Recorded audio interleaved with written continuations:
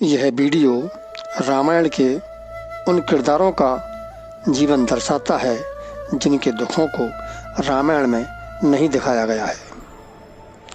राम और सीता लक्ष्मण के वन को जाने के बाद क्या आपने कभी सोचा है कि अयोध्या में रहने वाले भरत, शत्रुघ्न व मांडवी, उर्मिला, श्रुतकीर्ति व अयोध्या की प्रजा का जीवन 14 वर्षों तक कैसा रहा था। इस संदर्भ पर कवियों ने बहुत ही कम लिखा है। यह सब जानने के लिए बने रहिए हमारे साथ। सबसे पहले नाम आता है भरत का। भरत राम के छोटे भाई थे। वे स्वयं धर्म का अवतार थे।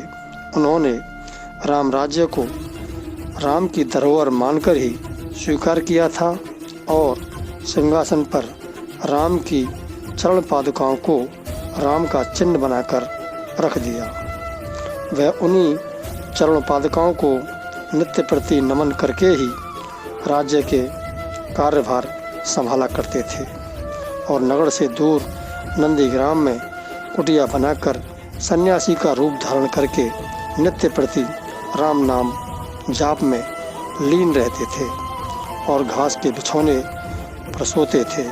इधर मांडवी, जो भरत की धर्म पत्नी थी, उनके पिता का नाम कुशध्वज और माता का नाम चंद्रभागा था।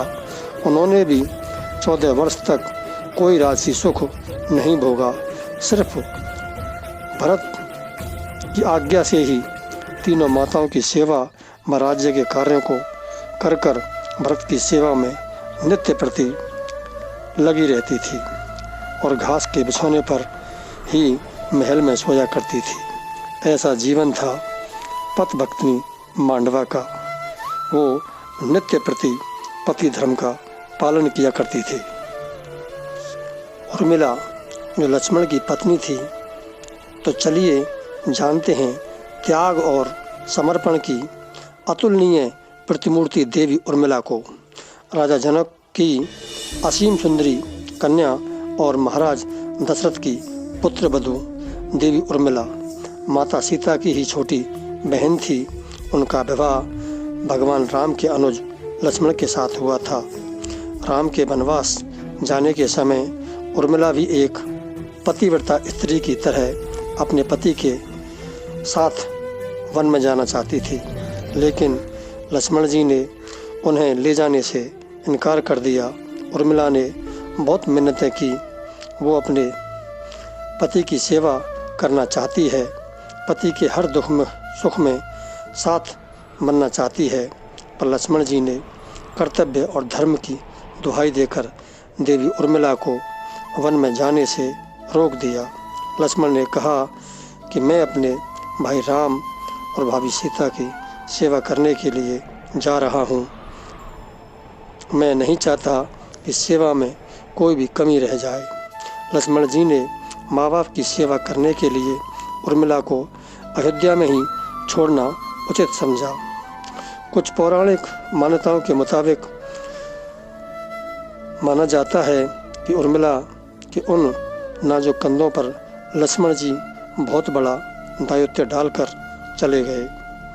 किसी भी स्त्री के लिए विवाह उसके संपूर्ण होने की निशानी होती है।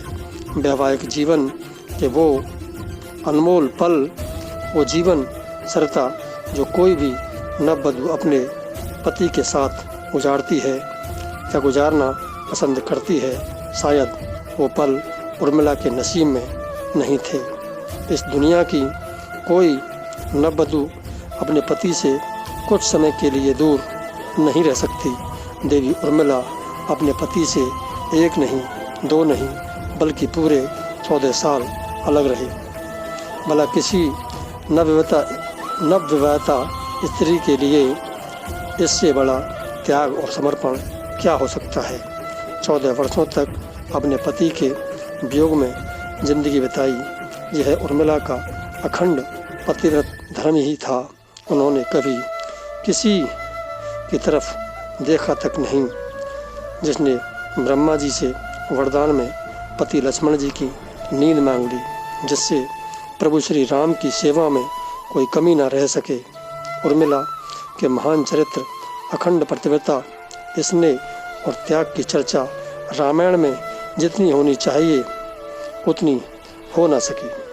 उर्मिला के लिए सबसे अजीब और कठिन स्थिति तो यह थी कि लक्ष्मण को दिए वचन के कारण वह आंसू भी नहीं बहा सकती थी। ऐसा जीवन था पतिव्रता उर्मिला का, जो पति के अनन्य प्रेम से भरा था। वही बात जब शत्रुघ्न और उनकी पत्नी श्रुतकीर्ति की आती है तो एक रात श्रुतकीर्ति महल की छत पर ऊपर घूम रही थी।